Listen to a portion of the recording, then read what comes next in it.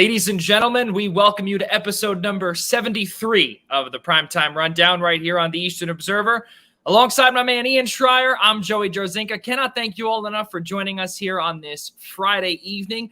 Our other co-host and our good friend Rob DeLuca is on assignment over at Montclair State University here tonight. We do wish him well as he is on the call for that club hockey program or team tonight. So we wish him well there. Ian Schraier.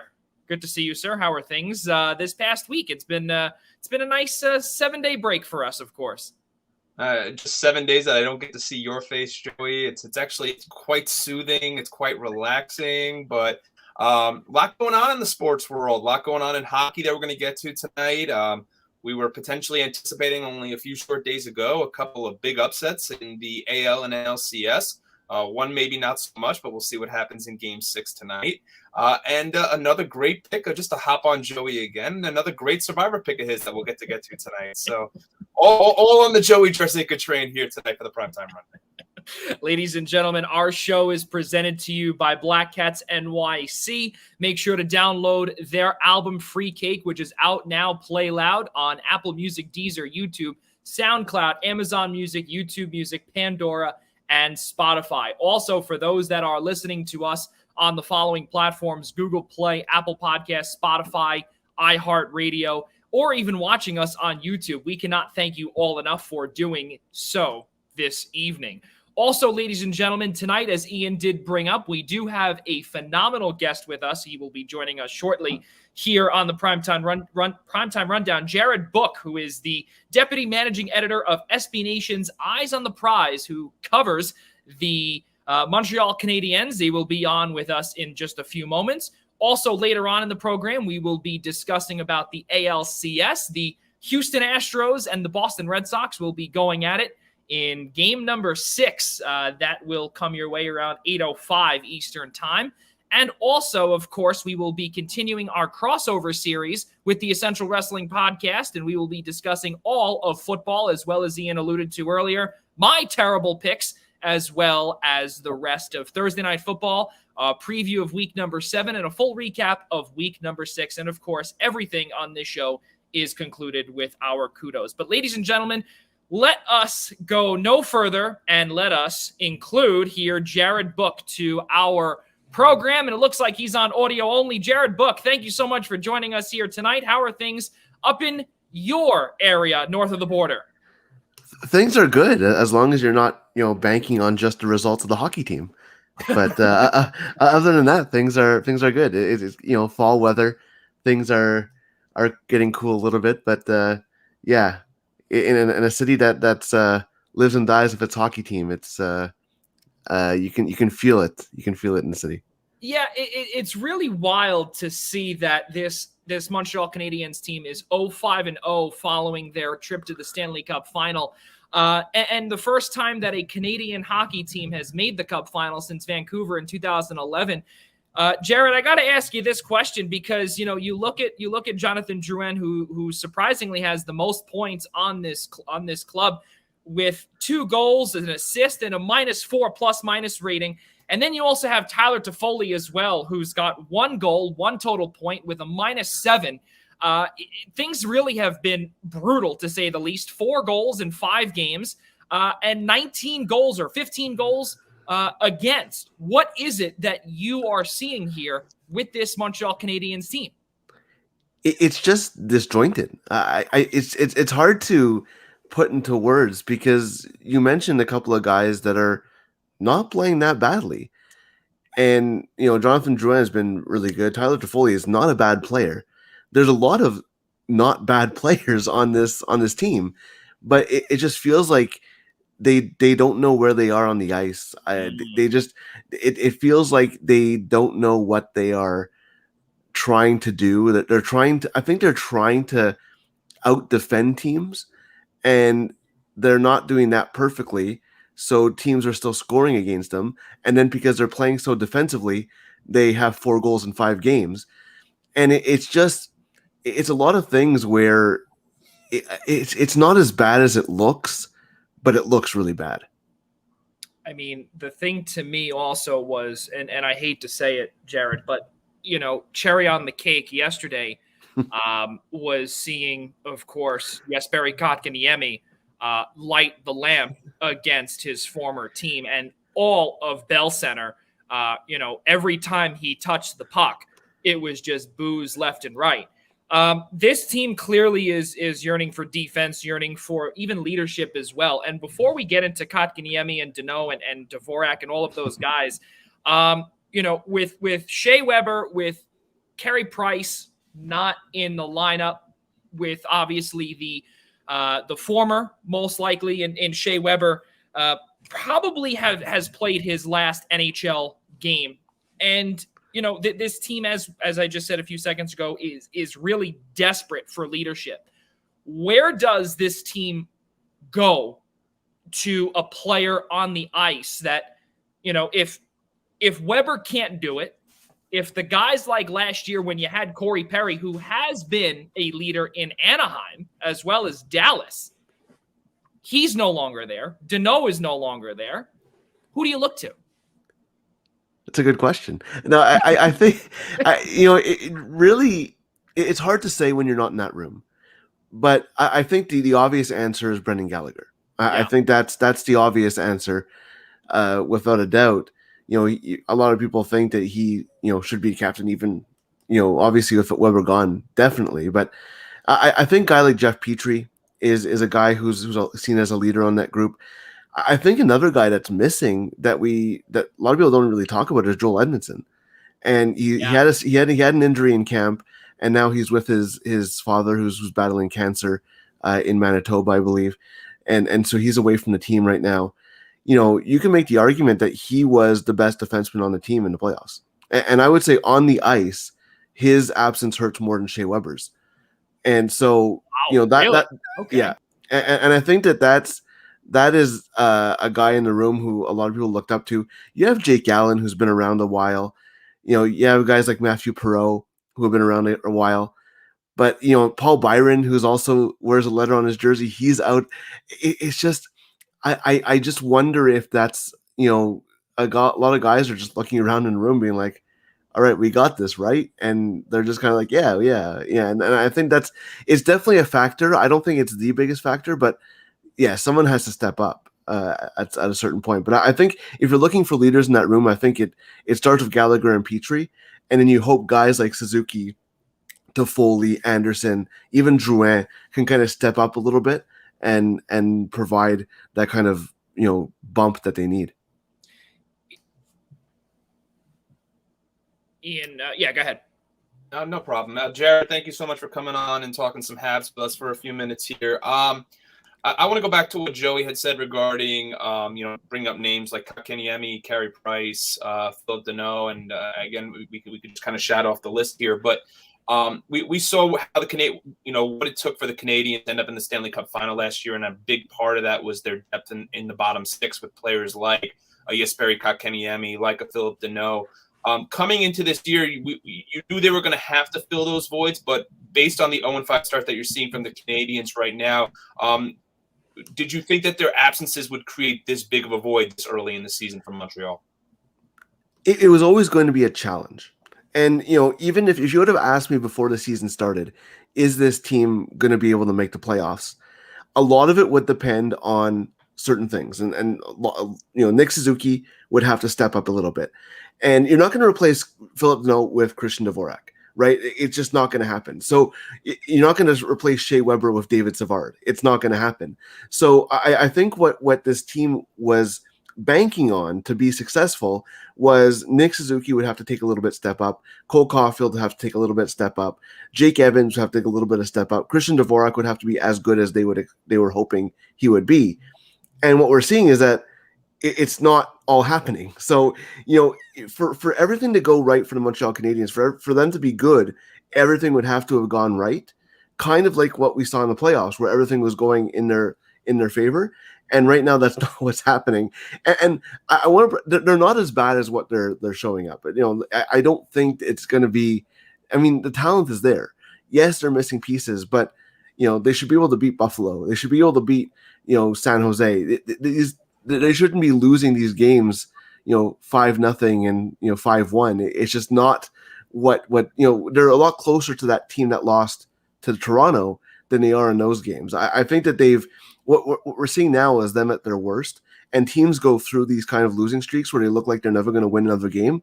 The problem is when you start the season like that is that you don't have that win to point at or that winning streak to be like, yeah, they'll get back to that. Right now, it's like, it basically you're wondering, is this who they are? So I do think that eventually it's gonna turn around. But it's going to be tough to make the playoffs even at this point. So that's the issue. Yeah, I think that raises a huge red flag. I mean, you never want to start a season 0-5, even when back to a 2-game schedule. But you also have to keep in mind as well the division that they play in and some of the opposition that they're also going to be going against to try to make the playoffs, like a Tampa Bay, a Boston. Even crazy to say this 2 years now, to say that a team like Florida now is a team that, Montreal is going to have to contend with in order to make the playoffs. I want to go back to what you had said, Jared, regarding Cole Caulfield. And I think to a certain extent, I think we were all, even in a shortened season, a little spoiled by what we saw out of Cole Caulfield in his first year, and hopefully expected him to replicate something similar in the second. But with the loss of those types of players that are no longer in Montreal, what exactly was expected? Or again, it's only been 5 games, but what exactly was expected from Cole Caulfield coming into this second year? I think there was cautious optimism about where he was, and I think a major factor is that you're going to have two kind of camps here, right? You're going to have one camp that expected Montreal to be a playoff team, and you have one team that thought it was going to be more of a transition year, and the truth was going to be kind of in the middle. And for Montreal to have been a playoff team, they needed Nick Suzuki to be a bona fide number one center. They needed Cole Caulfield to be, a 30 to 40 goal player. They just needed that to happen. That was their path to get to the playoffs. And the fact that it's not happening this year doesn't mean it's not going to happen. Nick Suzuki is still 21. Cole Caulfield is still 20. So it's still patience, I think, is the number one thing. But Cole Caulfield was expected to be a good player. I think he was expected to be more of the player that he was in the playoffs than he was in the regular season. That just comes with experience. And I think that, expecting at least 20, 25 goals is realistic. With a high end of 30 to 40, I think it'd be a disappointment if he's not in the Calder picture at all. So I think that you would expect more from him, but I think you would expect more from a lot of guys in this team. Tyler Toffoli was top 5 in goals last year. He has one goal that he got, last night. So yeah. I think that, what you're seeing is that this team is trying to find itself, and it's a struggle. And when you're, you look at any team that's on a losing streak, and you're going to see a lot of signs of like, oh man, this needs to improve. And that's where the Montreal Canadiens are right now. It's just you know that the guys are going to turn around. They're too good. They're too young. It's not like they're, look at a team like Chicago where a lot of their big players are on the tail end of their careers. I think that it's a little bit harder to picture them turning it around and be like, oh yeah, Jonathan Toews will just turn around, no problem. I think that that's a tougher question, but Montreal is kind of still on the upslope. I think the Stanley Cup final was a little bit surprised. Obviously, it's a different team. But I think that wasn't like it came a little early, I think. And I think that it may have raised expectations a little too high too quickly, because this is still a team in transition, especially when you factor in everything that's happened in the last, 4 months. It's great. Like, how many days has the Montreal Canadiens been like the top story in the NHL? Like they've been the top story in NHL. Like, I'd say 75% of the days since, basically since the Stanley Cup final started. Right. So it's kind of remarkable what happened, but it's a tough start to the season, obviously, with everything they're going through, but I don't think that they need like a complete, tear down and rebuild. I think that this is still going to be a team that's going to be in the middle of the pack. And I think next year, even if they do bottom out this year, they go for a better draft pick, or they don't really push the playoff picture, I think that's probably the best case scenario at this point. But even if they do that, I think next year they'll be right in the playoff mix again, just because, their best players, their core players are getting better, or at least should be getting better. Well, now let me ask you this, Jared, and this to me is the biggest red flag here. And I've heard a ton of people say, well, Montreal is not only very young, they don't really have that experience in that locker room aside from the guys of Price, Weber, and those two are gone. Deneau was there, he's gone. Corey Perry, he was there, he's gone. A lot of these, and also, of course, Edmondson, too, who was on St. Louis. He was in Carolina. He's gone. You brought up a fact about where they could potentially, go for, first-round draft pick or anything along those lines. They don't have that for their own first-round draft pick this year from that Christian Dvorak trade. They got a first and third from Jesperi Kotkaniemi from that offer sheet. The question to you is that, yes, you brought up where this team, maybe it might have been a little too early to get to the Cup final, which is great, rising expectations, etc. But the thing to me is, or I guess kind of the way I see it, and please correct me if I'm wrong or say yes or no, is that they played in the North Division, which was pretty bad for the most part. And yes, this team made it to the Cup final. They only won one game against Tampa. Now, Jared, we're back to normal. So do you see maybe Mark Bergevin saying, okay, well, we might need another leader maybe at the trade deadline? Because if you look and let's remove last year's Cup run. You've got Cedric Paquette, who is the only one on this roster that I could see here that has won a Cup, aside from, that's it. So who can you really look to, or will Bergevin maybe be forced to make a trade down the road if things do not improve? And maybe, he could be on the hot seat. Is that the case in Montreal? Yes or no? Well, he's definitely on the hot seat, 100%, to answer that part of the question. I mean, he doesn't have a contract for next year. If you're Jeff Molson and you're looking at, restarting the clock, you don't even have to really fire him. He has no contract at the end of the season. So yeah, I think that's, yes, he's definitely on the hot seat, but I don't think he's going to kind of burn it all down to save his job. I think he's kind of beyond that. And I think that people would see through that. And look, this team is not a contender. They traded a first round pick to Arizona, but they still, if they bottom out, they can still keep the higher pick because the pick that they give to Arizona is top 10 protected. So yes. The only way that they give away a top 10 pick is if both Carolina and Montreal are both really bad. So, or both win the lottery. So either way, they keep the better of the pick. So it's not completely lost in terms of that. I think that, this is not the year to kind of go for it. I don't think this is the way to get out of this. I think that it's more of a transition year. They do have some experience. Tyler Toffoli has won a Cup before. Edmondson and Allen were on that St. Louis team as well. So they do have some experience that is still around. But at the same time, basically what needs to happen is that this is a team that if they are not going to make the playoffs, just stand pat and reset for next year. I think that's the only way to go. If they start to go on a crazy winning streak and they get to the wild card picture or even the third spot in the division and the playoffs are a possibility, then yeah, sure. But I mean, if nobody was expecting the team to come out of the North to win anyway, right? Like even if it was Toronto, you ask Toronto fans, they were saying, okay, if we win 2 rounds, that third round going to a U.S. city that's going to have fans in the building is going to be a tough ask. And nobody was expecting Montreal to beat Vegas, and they ended up being Vegas. So yes, the North Division was bad. Yes, they used it to their advantage, but they also beat Vegas, right? Like it's not like they lost against the first team that beat them. Vegas beat Colorado. So I do think that, there's a lot of people who've said, Montreal didn't deserve to be there. It's not like it was even like they were outplayed. They dominated Winnipeg in one of the most dominant, 4 game series of all time since they started counting expected goals. Like it's just they deserve to win, but I don't think that they necessarily means that they're going to be at the same place this year. And it doesn't mean that last year was a fluke. It just means that it's a fluke in the way that everything went right? Like that's where it kind of gets to be not repeatable, but the pattern is there. Nick Suzuki is probably going to be a good player. At least the Canadiens hope so with his contract extension. Cole Caulfield is going to be good. It's all those things that, need to line up again. And right now the opposite is happening, where nothing is lining up. And I think that's where they are. It's like, were they as good as the Cup final run last year?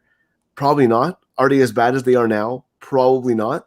But, hockey doesn't really even out in an 82 game season. So it might be a season where they're looking for themselves all year, especially given what's going on behind the scenes with Weber and Price. And, you take those two guys out of any team. I guess only Tampa Bay would probably survive that, right? Like even if you take Stamkos away, which they did, you take Kucherov away from that team, which they did for a large part of the season.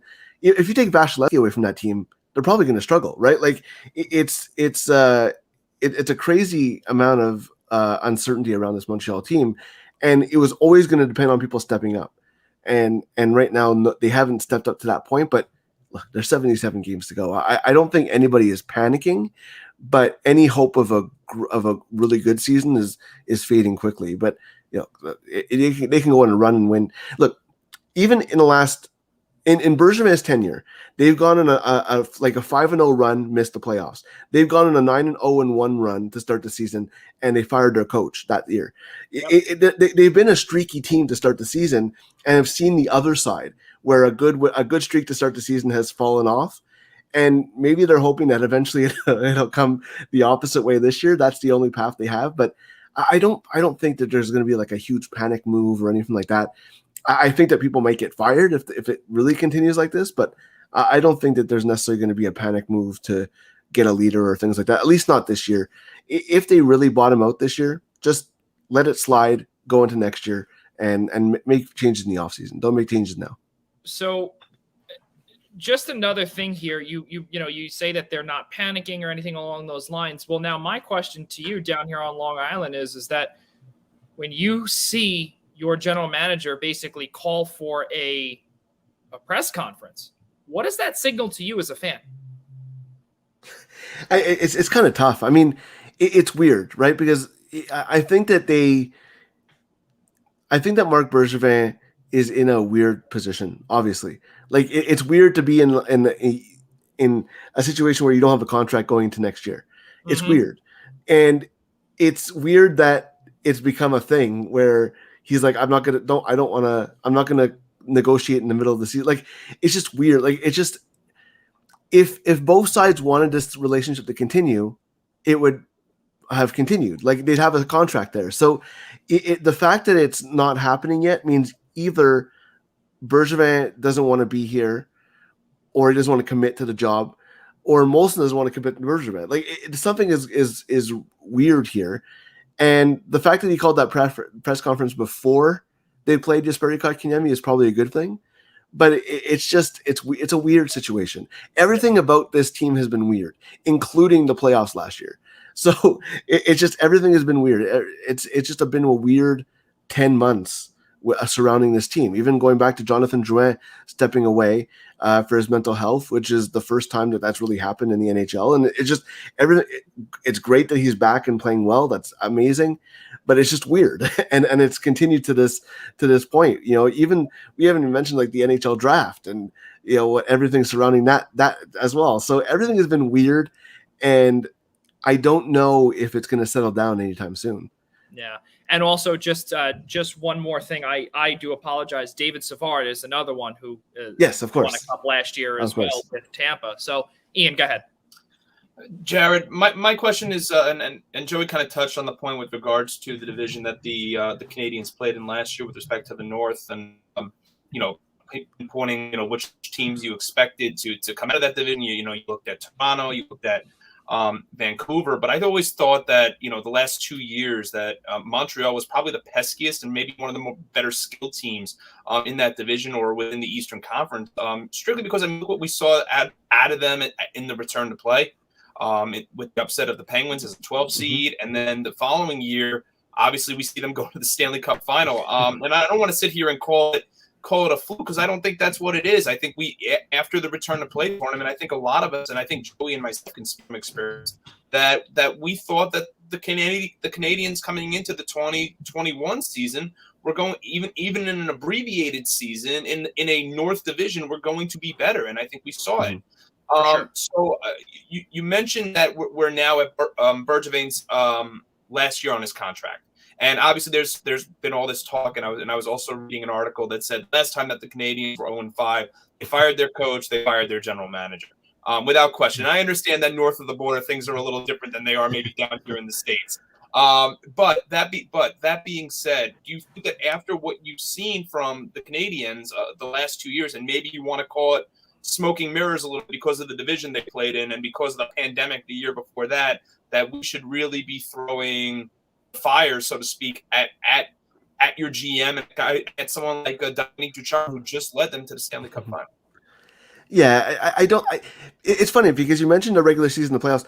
This Montreal team, you know how there's teams that are built for the regular season and then they kind of fade in the playoffs. This Montreal team was at least with Weber, with Price, was built for the playoffs, right? Like you look at this team the way it was.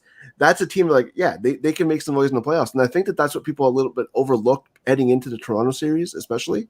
But you mentioned against Pittsburgh Wells that you have a big four on defense. You have a guy like Philip Deneau and Nick Suzuki and Cole Caulfield. Like those are guys that like in playoff time you want them to be on your team. So I think that this team is built to the playoffs, but first you have to make the playoffs. So that's the second part of it, and the rules definitely did go into their favor. Like they had no business being in the return to play tournament. They had no, the North. Yes, if they were in other divisions, they may have not even made the playoffs, but they didn't make the rules. They definitely used that to their benefit. But I think that at this point there does need to be questions about Marc Bergevin, and not that he hasn't done a good job. I think that he's done a good job, absolutely, especially in recent years. But at the same time, it's been 10 years. I think that there's a question about whether he wants to be in this job. I think that the NHL draft was a big red flag in terms of how that was handled. And I just think that there's definitely question marks about his future in the organization. Dominique Ducharme, the whole coaching staff got 3-year contracts. So I don't think that there's any question there, at least until a new GM comes in. As long as Bergevin is in charge, I think Ducharme is safe. But, if this team really does badly and they have to change their GM and it's somebody from outside the organization, then, yeah, all bets are off. But I think for this season, at least, I don't expect a coaching change. But at any point, the general manager can change just because he has no contract. So it's kind of, he's a lame duck anyway. So if you go into the rest of the season with an interim GM, is it really, in Pittsburgh, their GM resigned last year, right? So there's precedent for it, but I think that there's he's done a good job, but at the same time he didn't really protect himself against Weber leaving and Price leaving, and you can't really expect that. But at the same time, you have to play the cards that you're dealt, right? Yeah, and also obviously with Jimmy Rutherford last year, there was some internal issues there too, exactly.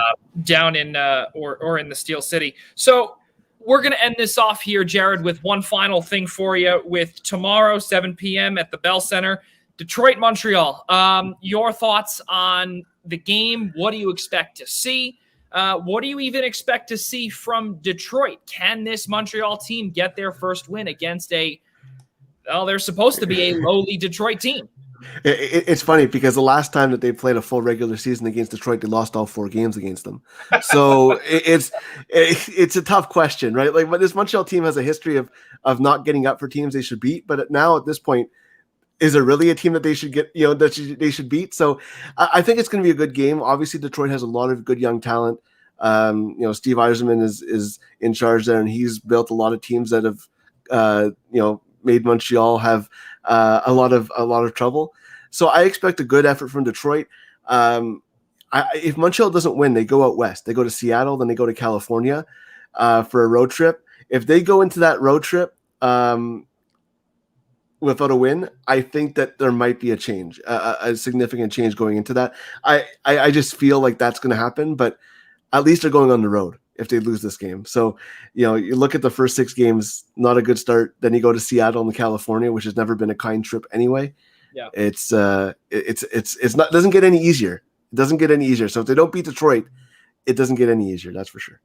Ladies and gentlemen, Jared Book, ladies and gentlemen, Deputy Managing Editor of SB Nation's Eyes on the Prize, covering the Montreal Canadiens. Jared, thank you so much for joining us, and we really appreciate it, spending a part of your Friday night with us. Thanks for having me, guys. I really appreciate it. So, Thank ladies you. and gentlemen, Jared Book, to me, Montreal is definitely a team that we're going to have to be on the lookout for because, a team that made the Cup final, Ian, and now they're 0-5 and could possibly be 0-6 tomorrow. What a disaster. What a disaster. But I want to move over to your team, to the New York Rangers, because this team, we thought when they lost bad to the Washington Capitals on opening night, just about a week and a half ago, we thought that they were dead in the water, finito, done, next season.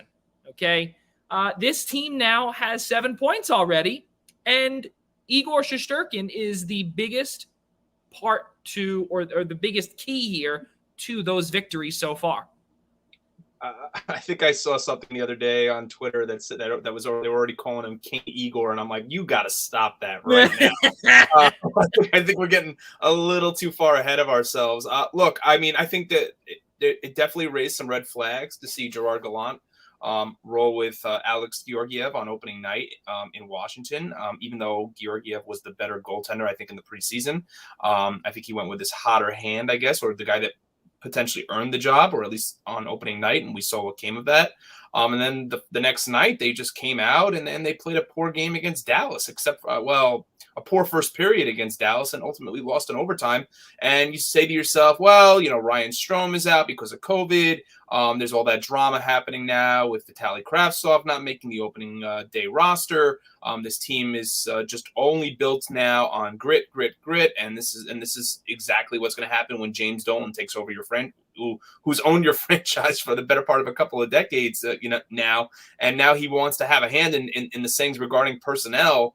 And this is what's going to happen. And this is a team that's really going to struggle to put up W's. But Gerard Gallant made good things happen in Vegas, and right now, I mean, we're only 5 games in, but I did not expect on this 4-game road trip to see the Rangers 3-1-1. Sure, they escaped with a win in Toronto. Simply what because crazy sequence at the end, huh? Yeah. Oh, what an overtime! I mean, people are already like, can we get rid of the shootout and just replace the 5-minute overtime with a 10-minute 3-on-3? Yeah. Look, I'd be all for it. I think 3-on-3 overtime is the great. Our good friend James Nichols tweeted that. Yeah. Yes. And it was just and it was everywhere. I mean, it wasn't even just James Nichols that tweeted it. It came from everywhere. It was just like, this was the epitome of why they created 3-on-3 overtime. And to also, when they opened the road trip, the Rangers, they won, even though, as we had just spoke about the Canadiens, I mean, the Rangers don't win in Montreal ever.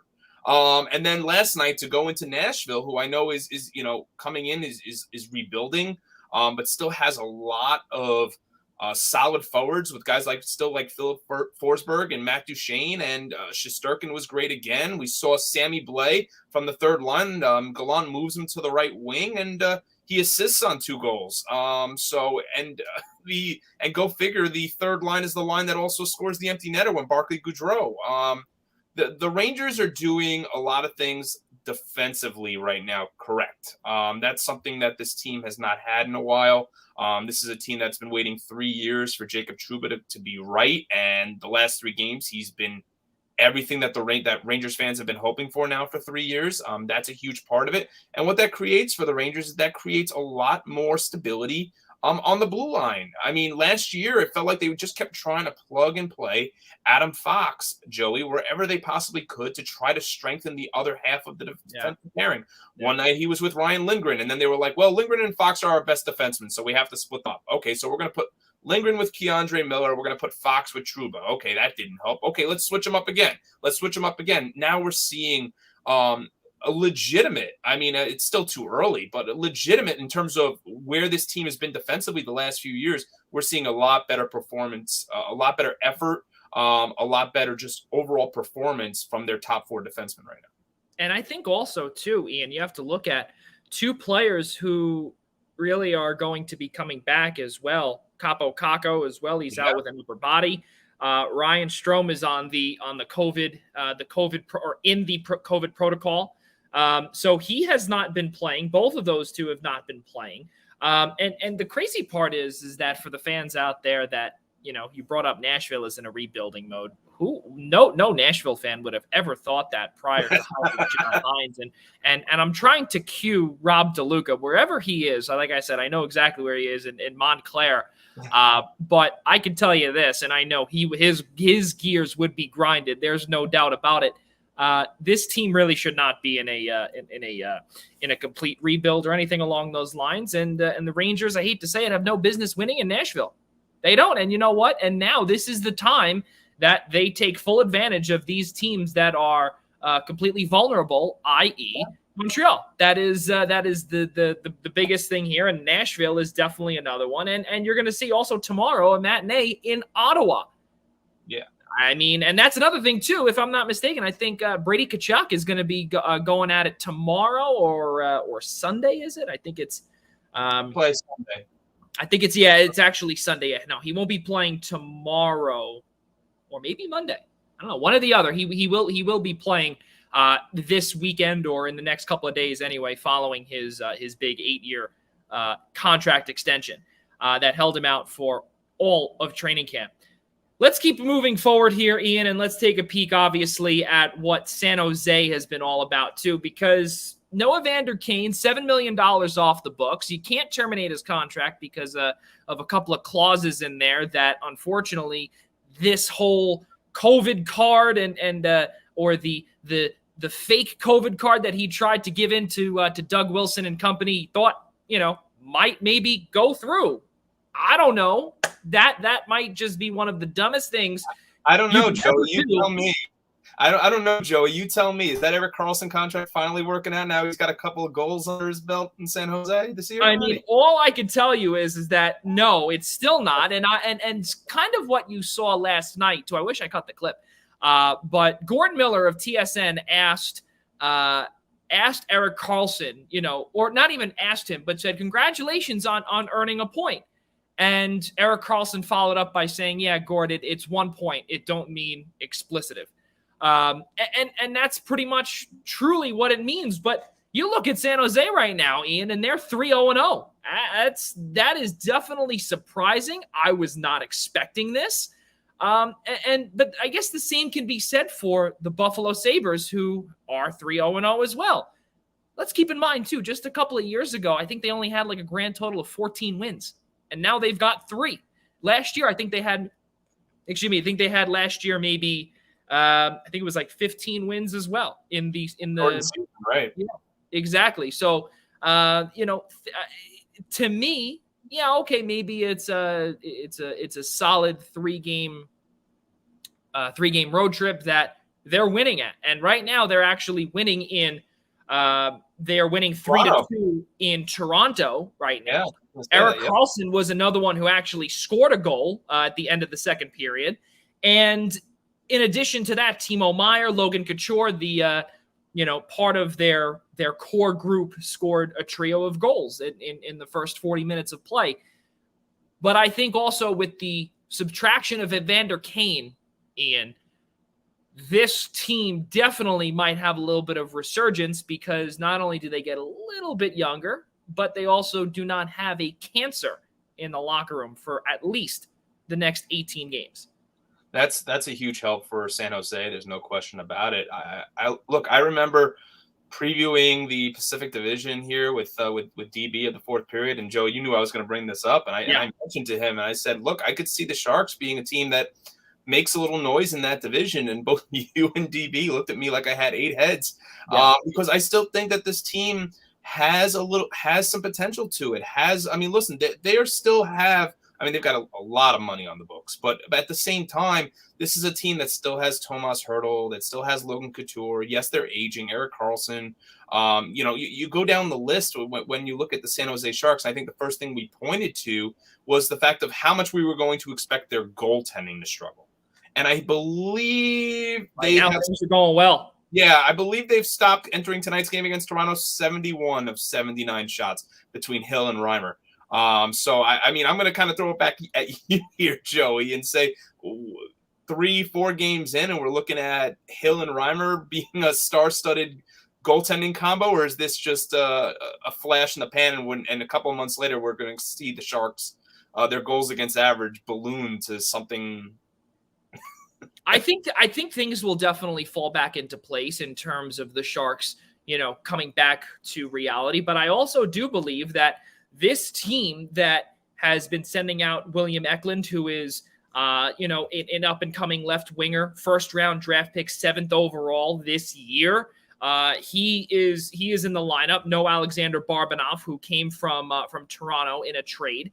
But I think the big thing also is that what this team has done by kind of boosting their talented, or kind of giving their quote unquote talented lineup already a little bit of a boost by signing a Nick Bonino, by signing an Andrew Cogliano, who at one point years ago was one of the best defensive forwards in the NHL. That's right. Yep. And that's something that this Sharks team has been desperately missing since the trade for Erik Karlsson, when they traded away their best defensive forward in Chris Tierney. And when they made that move, I remember, and obviously the Primetime Rundown was not a thing yet. I believe we might have said it on Beyond the Game, on the predecessor of the Primetime Rundown, that this team has been yearning for that defensive forward, or even a solid bottom 6 presence, ever since the loss of Chris Tierney, who really was a phenomenal presence in the locker room. He also sports an A right now in Ottawa as well. And also, very funny, they also re-signed or actually grabbed him off of waivers, Rudolph Balcers, who at one point was a top prospect for the San Jose Sharks team. And now, when you look at this roster, there's a lot of players here who are really guys that have been around for a long time, but also guys that have a lot of connections with this team in previous years. Again, the likes of Rudolph Balcers, as we brought up earlier. Nick Bonino had gone up against San Jose in the Stanley Cup final with Pittsburgh a couple of years back. And then you also look up at who else are we looking at here? We're looking at the guys like Brent Burns, Marc-Edouard Vlasic. These guys are finally falling into place. Vlasic is now a third-line guy. He showed signs of regression. I think that this team might just be falling into a little bit of maybe a positive thing here. I think when we saw that the Sharks still refused to break up what they had only a few years removed from the Stanley Cup final, that still told me, and I think that should still tell any Sharks fan worth their knowledge, that that the Sharks were still trying to make one last run. Listen, they gave Erik Karlsson all that money for a reason. They still have players like you mentioned, Brent Burns, Marc-Edouard Vlasic, and these are guys now that are demoted to as like third line players, which is at this point of their careers, which is where they should be. But you still got guys there as mentioned, in addition to guys like Bonino, like Cogliano, Kevin LeBanc, like players like this that they've been waiting for a couple of years now to contribute consistently. And this is exactly what the Sharks have been hoping for a couple of years now before they decide to finally break this all up. Yeah. And the crazy part is that someone who has kind of stormed onto the scene this year is another baby Shark, if you will, no pun intended to the song. Jasper Weatherby is another one, is a 4th-round draft pick. So far this season, he's got 2 points, 1 goal in only 3 games. And again, it's not something that, really to elaborate on or to really go crazy about. But what this guy has here, if he continues on with what he's doing as a center and really a 3rd or 4th line center, who knows? Maybe there could possibly be a Joe Pavelski type player in the wings. You never know. Joe Pavelski was drafted as a center, towards the latter part of his Sharks tenure. They moved him over to the wing because, he was getting older. He's not a fast skater. He's never been fast. And you never know. There is a possibility that they might have something here. Yes, okay, 2 points in 3 games. I don't know if we really want to make a big deal out of it, but it's definitely something to keep our eyes for with this San Jose Sharks team. And again, as we brought up, and I can't stress this enough too, is that the way that Evander Kane might have affected this locker room might be showing dividends. You brought it up, Ian. Also, this James Reimer, Adin Hill type duo that really could be gelling now with this Bob Buckner team. It's possible maybe that he might have been that negative wild card. Clearly, the leadership is working, right, at least for now, Joey. I mean, you look at all the veterans in that locker room, and then you look at a team like the Sharks right now that on special teams is a 8 for 8 this year so far on the penalty kill, 7 for 12 on the power play. They're producing. Yeah. And right now, I mean, look, you want to revert back to the Rangers too? Like again, these are going back to the Rangers for a second, and I'll repeat this again. I do not believe and still don't believe in Colin Stevenson's prediction. I don't think the Rangers are a playoff team in 21-22. Maybe next year. I think next year, 22-23 might be the year to say, okay, this is a team that should make the playoffs. But look, I mean, right now you'll take the wins any way you get them. Right now, the Rangers, the Sharks, the Sabres, you'll take wins any way you get them. And I mean, listen, if I'm a Sharks fan, I'm very happy with what I'm seeing and hoping Evander Kane never comes back. And this is also something else too. We've consistently brought this up also with our with guys like Dennis Bernstein, with guys like Scott Burnside, the rest of them, and really to discuss also about how this Pacific Division is the worst in hockey. That's the bottom line, and we can't figure out, aside from Edmonton, aside from the Vegas Golden Knights, those two teams are the powerhouse of the Pacific Division.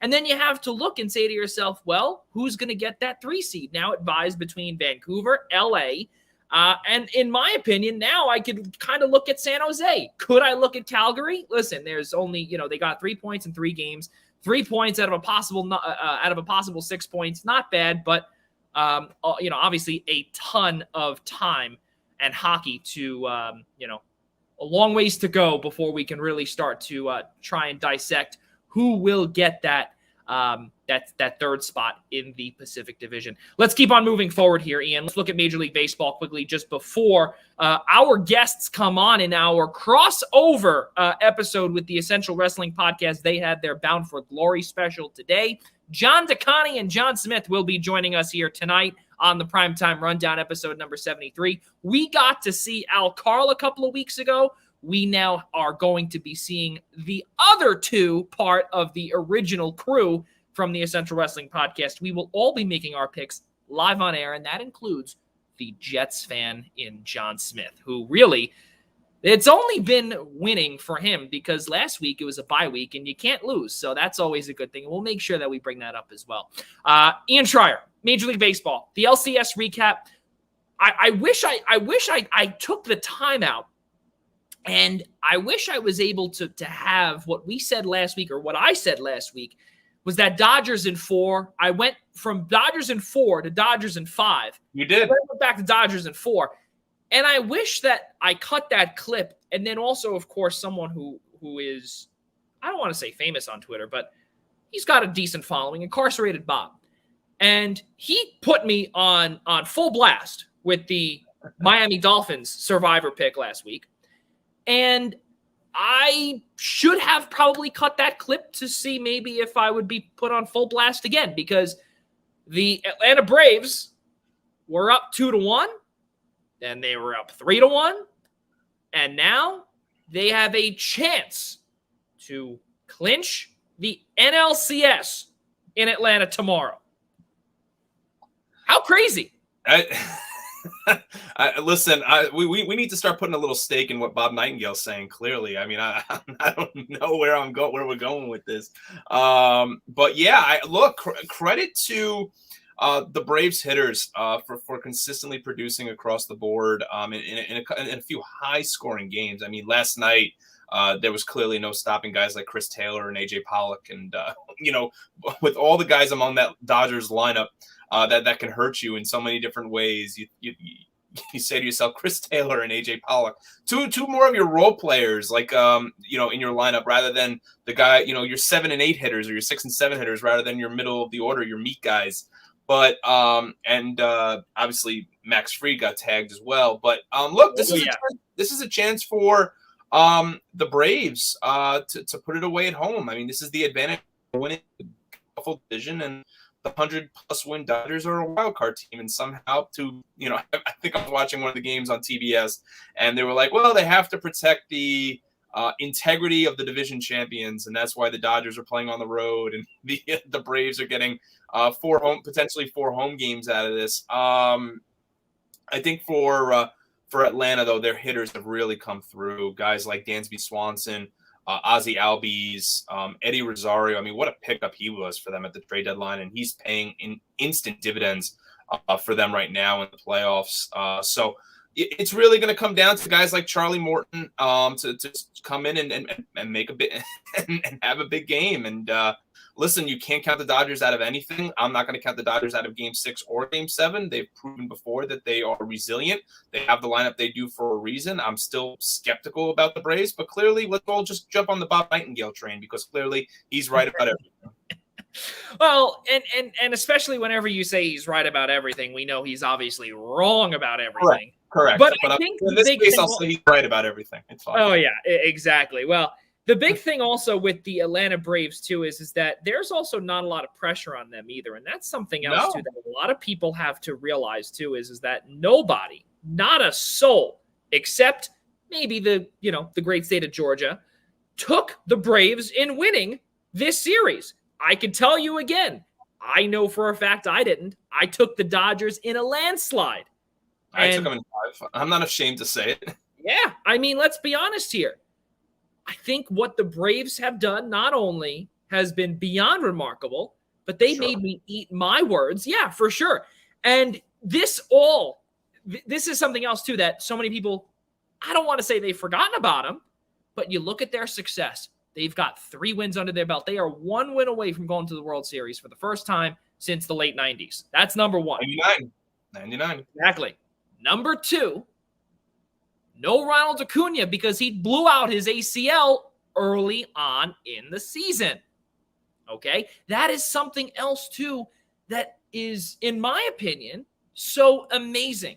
I don't want to call this team a Cinderella story. They absolutely are. I was going to say, now you might have to call them that, because this team was all the way down and out. And once they lost Acuna, this team, people looked at the Philadelphia Phillies as the next man up, as the next team up to win this division. They also looked at your New York Mets as well. They couldn't get it done.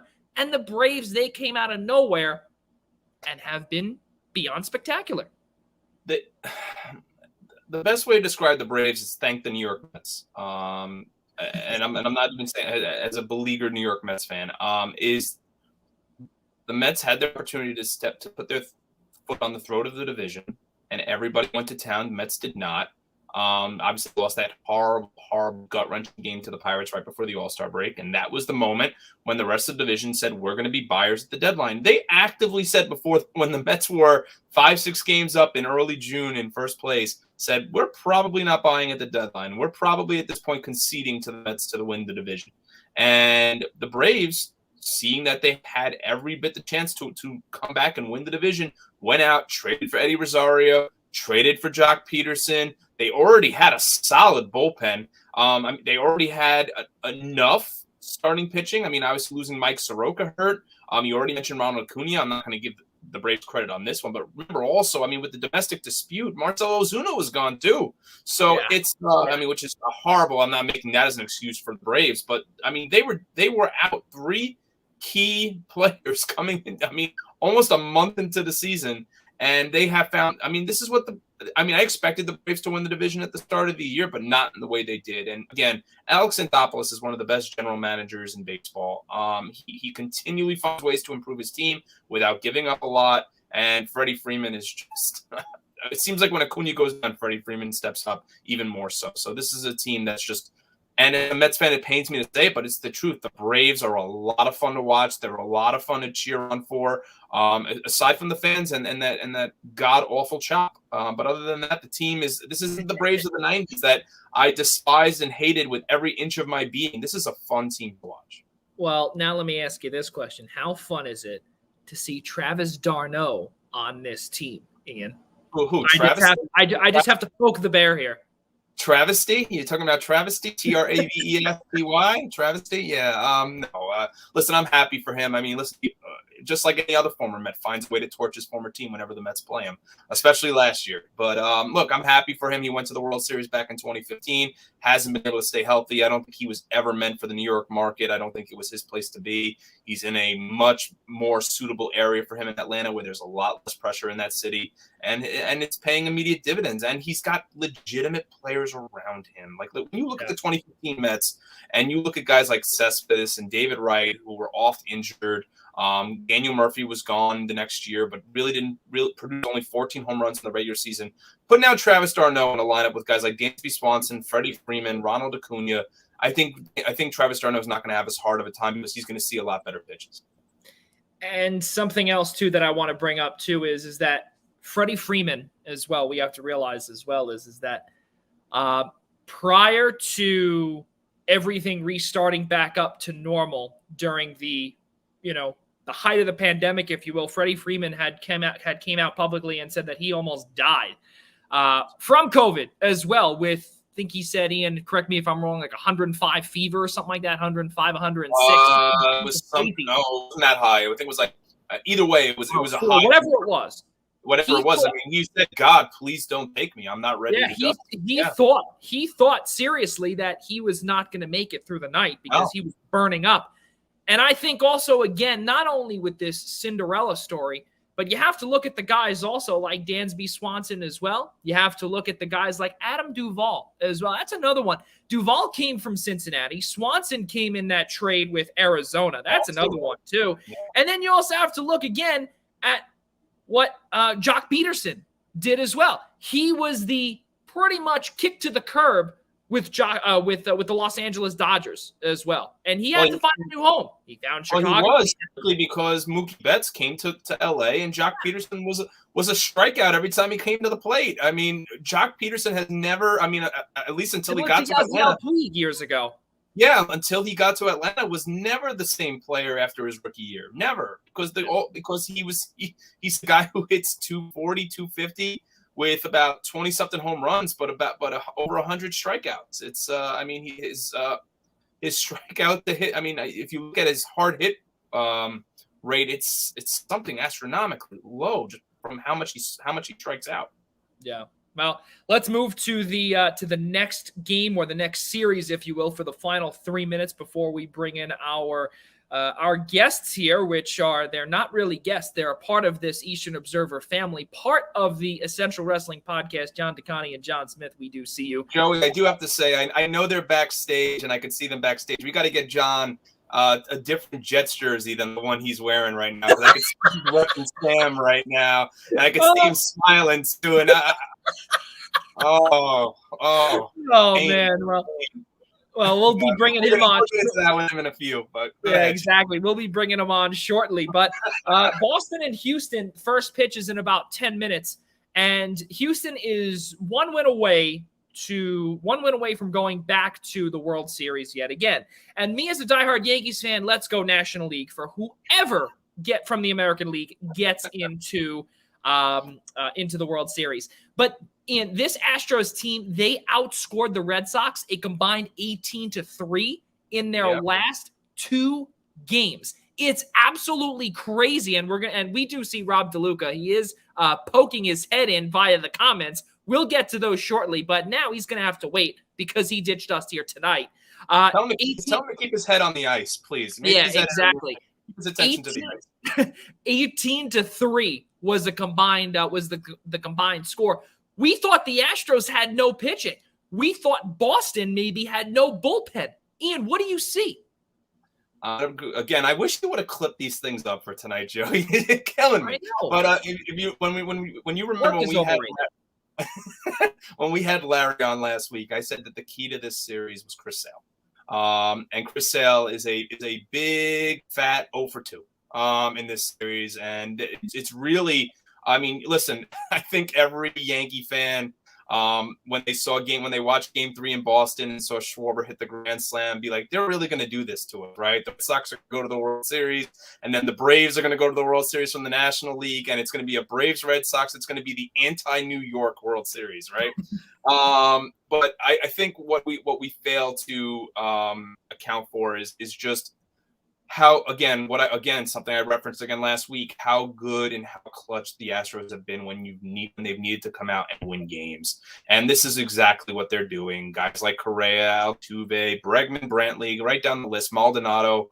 They're getting the timely hits when they needed to. They fell into a 2-1 ditch, and in the last 2 games they've outscored the Red Sox 18-3. And in a Game 5, we're at Fenway, where Chris Sale needed to be at his absolute best. And then even if you want to go back to Game 4 and, throw a pitch here at Nate Eovaldi for reverting back to the old Nate Eovaldi, sure. But Chris Sale, to me, was the key to this series. And being a big fat 0 for 2 is the difference between the Red Sox being on the brink of elimination and actually already being in the World Series. Yeah, and it's also something, too, that Alex Cora really put all the weight of the Red Sox on the shoulders of Nate Eovaldi as well, who really, it's very evident too that, he came in just a couple of games ago and he pitched in relief, and it did not work out whatsoever. It completely, he fell flat on his face, and there was no coming back from it.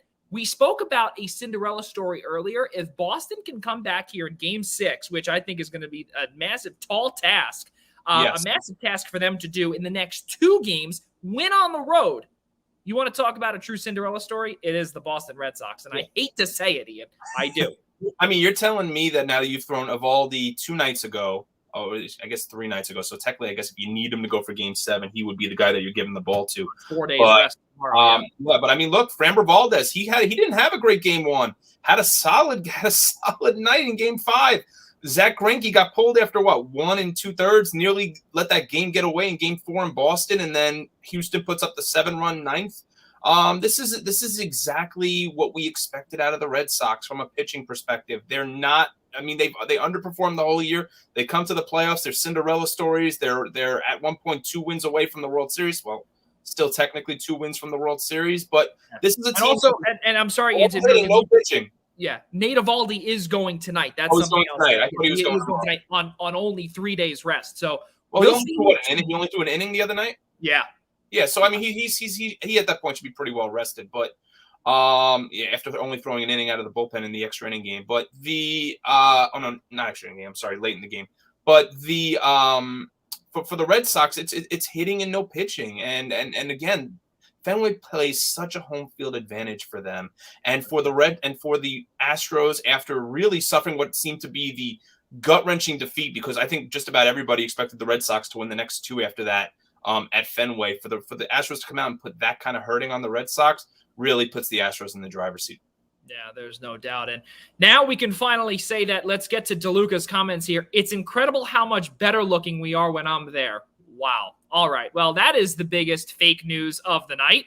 I will break into that stream if you don't share my comments. Well, there you go, DeLuca. They are shared. And now you are gone. Ladies and gentlemen, we will now bring in our special guests here tonight, John Smith, John DeConnie. Let us get this program going here. And guys, welcome to our little crossover here. Ladies and gentlemen, John DeConnie and John Smith from the Essential Wrestling Podcast. Guys, thank you so much for coming on here. And John Smith, what do you got there? You got a Sam Darnold jersey on there? Well, yeah, I was hoping you guys weren't going to call me out on it. I figured you would only see the top part of it. And the reason I'm wearing this is because I think this is what our jersey should have been when they changed our look a couple of years ago. You know, I don't like the black jerseys. Everybody does black jerseys now. I like the dark gray. I think this would have been awesome, but they just made it as like an alternate. And I bought it, and I had to have it, and I'm always going to wear it because, you know what? I still believe in Sam Darnold, and I think they let him go a year too early. They still had him. They still had him on for cheap.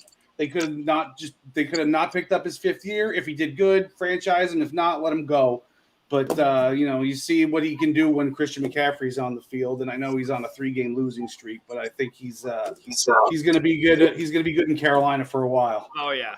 There's no doubt. And JD, welcome to the Primetime Rundown. Your first appearance on here. Your Bears.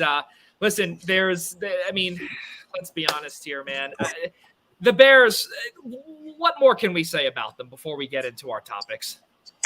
They're just they're a team that's, I want to say, rebuilding, because their very good defense is getting older every year while their offense is trying to keep up. But they have that thing that they have not had my entire life. They have something to look forward to at quarterback. Yeah. So I'm just going to hope they keep him alive. He doesn't have too many games like he had against Cleveland a couple of weeks ago. They keep him upright. They keep him healthy. And let's see what this kid becomes. DeConnie's talking about Rex Grossman, right? I think that's who he's talking about. WRECKS Grossman, yes. Ladies and gentlemen, let us keep on moving forward here on the Primetime Rundown. We are 5 minutes past the top of the hour, 8:06 here on the East Coast, alongside my guy, Ian Schraier, and, of course, our guys, John Smith, John DeConnie from the Essential Wrestling Podcast. I'm Joey Jarzynka. Let us get to our NFL segment of the show. And of course, because DeLuca is here, we are going to start off with the most recent news being Thursday Night Football. Oh. And the reason why, for all of those that are wondering why Thursday Night Football and DeLuca's face is in his hands, is because he cannot stand Thursday Night Football. He believes that it might just be one of the worst showings in all of television on Thursday nights. So let's take a look back at last night's game. And John Smith, I do see your head is nodding a tiny bit. What did we see yesterday? Broncos and the Browns. There was no Baker Mayfield yesterday, and Case Keenum was looking like 2017 Case Keenum. Yeah, didn't see much difference between him and Baker Mayfield, huh? And then they also didn't have Chubb or Hunt. Yeah. But your fantasy waiver wire stud, Dearness Johnson, came out and got the job done with, 166 total yards, something like that. Oh, yeah. And a touchdown. So, the score did not represent how the game went, in my opinion. The Browns pretty much handled them. And, the Broncos defense was able to keep it close enough where it looked respectable. Yeah, really crazy stuff last night. And then, we got to see how Denver's defense was really supposed to be, I would say, pretty good for the most part for the first few weeks of the season. JD, what did you see last night with this Broncos defense? They just completely got mowed down. Yeah, I'll tell you, the first series, there's a weird thing going on with the NFL Network, and whenever they broadcast the game on regular, I think it was on Fox last night. Yeah. I wound up taping both of them because I couldn't remember which one had bit me the week before. I start the play of the NFL Network game. Yeah. The game's 5 minutes in. There's already been a touchdown. I'm going, what is going on here? So I roll back to the Fox feed. I see it, and I just see them just tearing through that Denver defense. And that was my hope. Teddy Two Gloves was playing on a bum leg. They had Fant was playing with a bad foot. Melvin Gordon had a bad hip. On the other sideline, they were a complete mash unit. As Smith just broke down, they were missing their quarterback, their top two running backs. Both of their stud receivers were injured but coming back. And, I think Jarvis ran one route and grabbed his leg and limped off. OBJ dove on the sideline and re-injured his shoulder. And yet, at the end of the night, it was competitive. Yes, the Browns pretty much ran the game. It was just the Broncos were kind of just holding on. But at the end of the night, and it has been the same, I think, all season long in these primetime games, which is not something you always get, there have been competitive games, a lot of overtimes, every primetime. We really have not had a primetime stinker this year. Yeah, that is true. I mean, I can tell you this, Rob DeLuca would probably disagree with you in terms of Thursday Night Football. Ian Schraier, what did you get to see last night with this, I would say, not really, as JD said, not really a stinker, in the game last night? I mean, I do agree with John in saying that there haven't been a lot of primetime stinkers. I mean, I would agree from the perspective of saying the spreads of the games haven't been too large in terms of the final score, but the overall performance of the two teams has just been horrible. I mean, I think we mentioned this a couple of weeks ago, how like, they were finally going to change up the schedule. We were no longer going to see the Minnesota Vikings play the Detroit Lions on Thursday Night Football and watch like a 17-3 dumb off. But meanwhile, we're still getting the same type of final scores and the same types of results because, God forbid, they put a legitimate game on Thursday Night Football every Thursday night, and it's just so bad.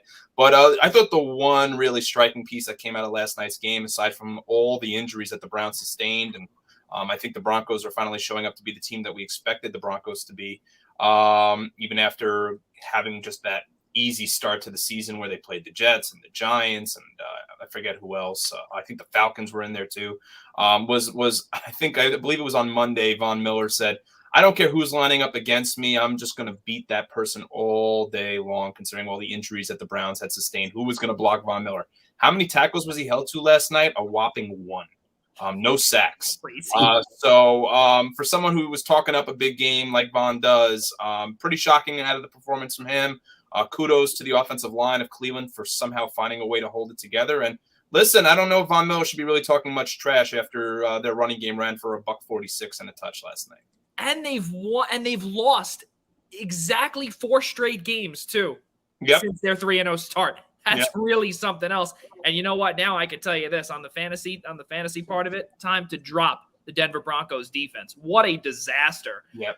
All of a sudden, when they were really in the first 3 weeks, they were ranked, I think, in the top 3, in the top 5. They were really good at one point. I mean, it's easy when your first 2 games are against teams that play at MetLife Stadium. So it's really not too difficult. Am I going to have to deal with this all night? No, I'm a Giants fan, John. So I said both teams, not just the Jets. Oh, okay. I got you. Oh my goodness. Well, I think the big thing here too, fellas, is that in addition to seeing those 2 teams, and then of course, for the Giants, they there's really not much to say it again. Are we really discussing this? No, we're really not. All I was going to say is I mean, if you really want, not much to discuss. I mean, look. I think the Giants did a good job getting to Matthew Stafford last Sunday. I really did. They did a wonderful job. Yeah, they did. 31-3 was a baby. Let's go. Phenomenal type team. Daniel Jones, all pro. Let's go. So Eagles lose, just continue. I think really the 4 of us here, it's just get heartbroken every single week. Pretty much. That's what it comes down to. What a disaster. Guys, last week, though, we got to see tons of good games, though. And really, I'll start with you, Ian. What did you see last week that really stuck out to you in week 6? What really stood out to me is how about the Monday night game? The Bills and the Titans. What a fun game that was to watch, really, from start to finish. And everything about it said, the Bills were going to go into Tennessee, take care of a Titans team that looks fairly overrated outside of Derrick Henry. Ryan Tannehill is not looking right now like the same Ryan Tannehill that we saw of him last year. And Derrick Henry still rushed for over 100 and 2 touchdowns. And I think actually even caught a receiving touchdown. I think the biggest question mark that comes into play is whether or not Doug McDermott should have gone for it on the 4th and 1 that they did, and really not kick the field goal and play for overtime, because the saying is you go for the win at home and you play for the tie on the road, and the Bills did not follow suit there. I think Doug McDermott was playing the hot hand. He knows he's. Sean, sorry. You're in college basketball mode already. I see. I know. Sorry, Sean McDermott. I'm sorry. I'm already thinking Creighton basketball, right? But for Sean McDermott, did he make the right decision? On going for the 4th and 1, you have arguably the hottest quarterback in all of football. Why wouldn't you put the ball in his hands? He slips and he finishes. He ends up a half yard short of the line of gain. But overall, a great game. I still think right now the Bills are probably the best team in the AFC, just strictly off of the home field advantage that they have and the quarterback that they have. 8 games, or I guess you want to call it 9 games, out of the 17 they play this year. And they're just so much fun to watch. It was just a great game to watch. It was great to watch, really, Josh Allen against Derrick Henry. It was just a great game for a Monday night, especially. John Smith, what is one that you got to really notice in week number 6 that stood out to you? Yeah, the biggest surprise to me last week was just how flat the Chargers looked, man. Oh yeah.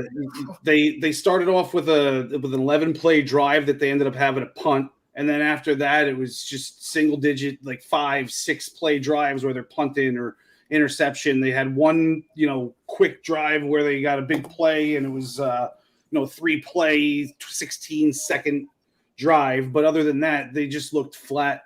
And I did not expect to see that from Justin Herbert, considering how he's looked all year. Yep.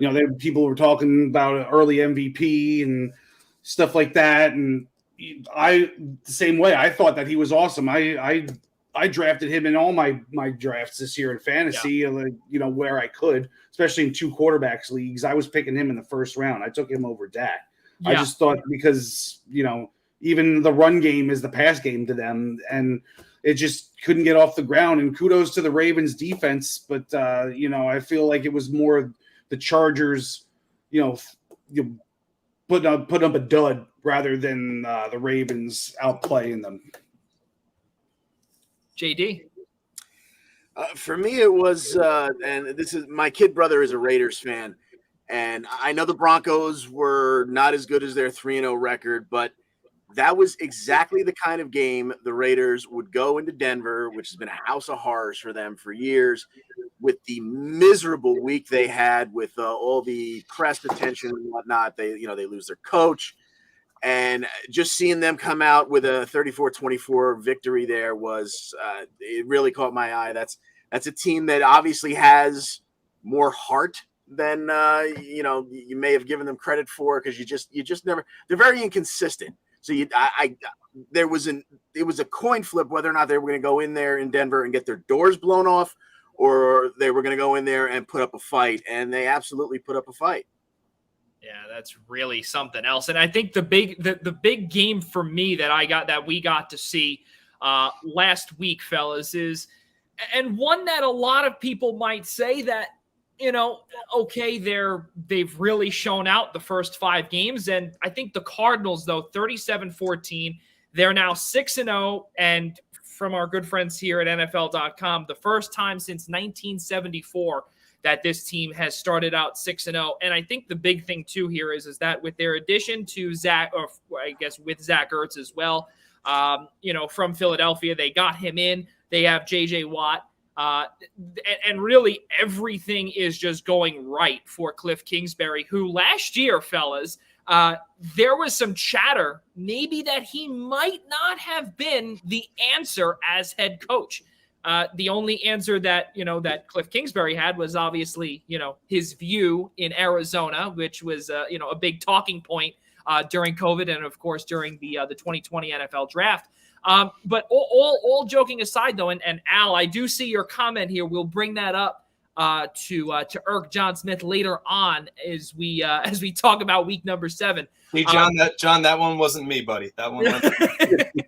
But the Cardinals and the Browns, I think the Browns, unfortunately, a couple of years ago and even last year, we would hear the term Believeland. That's kind of what I would always go with, in Cleveland, where maybe things are really starting to turn around, and now they're really not doing well. Okay, they won yesterday against a Broncos team. They're 4-3, but who knows? Could this team be atop the AFC North? I simply don't see it, especially after getting pounded, no pun intended, by this Cardinals team at home. Less. Joey, I really wanted to touch on this game as well. The Browns came into this game as favorites. We can't forget about that either. I think the whole country was waiting for the game for the Arizona Cardinals to officially blow up and be that second half swoon team. And now we're not even in the second half of the season, but finally have that swoon game playing on the road. The team that every analyst was just praising for their defense. Kyler goes out there right now as an MVP favorite for 37 points. I mean, that to me is really cementing Kyler right now, is the fact that they went into that game as an underdog. Everybody picked Cleveland, and they went out there and just put a beat down on them. And I think that is a huge, huge huge piece, and credit to you, Joey, also on just bringing up Arizona, because I wanted to touch on that as well. Kyler Murray, man, I swear to you, I really do believe that he is not only in the MVP conversation. There's no doubt in my mind. Favorite right now. All of, say all of Arizona. It's wild, really wild. But Al Carl, of course, Detroit Lions, best 0-6 team in all of football. Oh, he's good not Lord. wrong. He's not wrong. They're at least competitive. I mean, and let's be honest though. Remember in week 1, they almost took down San Francisco as well. Yep. That is something very true. Guys, let's keep on moving forward here. Back in week 6, which was only just about 5 days ago, what did we not expect that potentially happened? Who wants to take this one? How about the New England Patriots making it a game with the Dallas Cowboys in Foxborough? And I know I know Al, I'll pull up Al's comment. Mac Jones equals first ever 400-yard game, 4 touchdowns, # got to beat up on somebody. I think for, with respect just kicking the horse while he's down, huh? No, nice. I'm not even. That's not even trying to go with John. It's truthfully. I mean, look. Well, that's for the next game he's talking about against the Jets. I mean, I posted. Talking about. Moving on, I posted to I posted to Twitter a couple of weeks ago about how, I think this is the first time in several years where things are actually going right in Jerry world. I think Dak is having a heck of a year. I think his year right now is being in the NFC is being overshadowed by guys named Brady and Kyler. And I think it's really a shame because obviously Dallas plays in such a dog SHIT division. Oh yeah. That they are really coming out and competing. Amari Cooper staying healthy. A year after their offensive line was just so bad. They've gone out the last 2 years. The Cowboys haven't addressed it in the draft. We're seeing Zeke already having a strong year. They've got a nice little secondary back in there with Tony Pollard again. CeeDee Lamb's looking good. They actually seem to have found a tight end to replace Jason Witten and Dalton Schultz. I think there's still a heck of a lot of question marks with the Cowboys defensively, but offensively right now, they are a difficult team to stop. Yeah, no doubt about it. Fellas on the bottom here, EWP crew, what did you guys see that you did not expect to happen that you saw? Well, John Smith took my biggest surprise of the week in the last segment. I really expected to see maybe the game of the week between Baltimore and the Chargers, and then to see the Chargers just get routed like that was surprising to me. But I'll tell you another one that caught my eye. I'd been hearing all week about the Steelers. Okay, they're a little bit of a mess on offense, but that defense is, the second coming or third coming of the Steel Curtain. And they were going up against Seattle with Geno Smith at quarterback. Here he goes again. Look, I'm taking a shot, unintentionally at John Smith. And also, he was a Jet quarterback and he was a Giant quarterback. And he broke Eli's streak. He left. But that game just had disaster, possible disaster written all over it. And for the Seahawks to take Pittsburgh to overtime, okay, they didn't get the job done, but to get to overtime, to lose 23-20, good on Seattle for making it a game. Yeah. John Smith, what did you see last week? In addition to the biggest surprise, what did you see that's something that happened that you didn't think?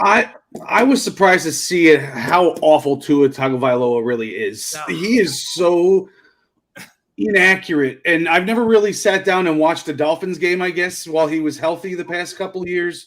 But, it was the 9:30 game. I was forced to watch Jaguars versus Dolphins over in jolly old England. And I see that ball looking like I'm throwing with my left hand. And it just, he threw for like 300 yards, but there was all short stuff to Jaceki where he was able to, turn it loose. Yeah. I could see why they're talking to Houston now, and they're not really caring about what Deshaun Watson has going on in his personal life. Because I would not be comfortable with Tua Tagovailoa for the future, short term or long. I mean, and you know what? And I'm sure you guys saw this too, which we'll get in just a few moments. But of course, I was the lone dummy who decided to choose Miami in Survivor. And I'll tell you why. I really did not expect Jacksonville to do anything, especially with all of the personal life stuff that you brought up, even with Deshaun or even Urban Meyer in clubs or anything along those lines. I was not expecting Jacksonville to come away with this 23-20 victory. That is also my biggest, my biggest surprise or anything along those lines. And then on top of it too, I get blasted on Twitter where we've got 4,000 views on my horrendous pick with Miami. What a disaster. What a disaster. You were so confident in that pick too. I know, I really was. And if you and for all of those that watch the video as well, where we cut that clip, I mean, someone say Incarcerated Bob on Twitter, who has a ton of inside knowledge, he put me on blast, and he was the one to get us 4,000 views for the worst possible reason. So for everyone here at the Eastern Observer, I do apologize for putting us on blast for the wrong reason. What a disaster. Joey's record in Survivor is now 1-18. No, it's actually 2-4, Ian Schraier. All right. All right. Let's make that very clear. And on top of it, too, we will be getting to our picks very shortly, guys. Let's look at week number 7. Guys, what game is most intriguing? Ian Schraier, I want to start with you here because you look at Carolina, you look at the Giants, I mean, hey, listen, is DJ Moore going to get me some fantasy points? You really want him to talk Giants, Carolina? No, I'm just asking for a yes or no question. Just I mean, DJ Moore going to get you fantasy points? I mean, has James Bradbury or Adoree Jackson been able to stop any? No. Okay, that kind of answers your question. No, it doesn't. No, there's nothing there. I mean, were they able to stop Matthew Stafford? Were they able to stop Cooper Kupp or Tyler Higbee or Robert Woods? No, sir. Or maybe the guy that was sitting in section 340, row 2. I mean, anybody can beat the Giants at this point. But I mean, there aren't too many great games on the schedule this year. I guess if you want to point to one, I think that the Chiefs and Titans has to be go right to the top of the list. Just strictly, Chiefs seem like they're starting to turn around a little bit. A great performance last week. From their running back, who's now stepping in to take carries with CEH on the IR. Obviously, there's a lot of concerns right now with Kansas City defensively. So that's going to open up some question marks as to who's going to stop Derrick Henry. But ultimately, I think that's going to be the game we're going to see Nance and Romo, and just the game, at least on this list, I could point to and be like, this is one you got to watch out for, just strictly off the teams and where those teams should be heading this season as playoff contenders. And actually, it's going to be Chicago-Tampa is the Nance Romo game. JD. Is it really? Yes, it is. Yeah. Wow. Oh, God. Stop giving Brady love, please. That's it. Yeah. Sorry, JD. I know you're a Bears fan, but oh, my. Believe me, I didn't even have that one on my list for intriguing because although the one intriguing aspect of it is that if somehow through some miracle the Bears were to win, would Tom Brady shake Justin Fields' hand like he refused to do with Nick Foles last year when they beat him? But that's not my pick here. My most intriguing game is the Jets and Pats, oddly enough. You get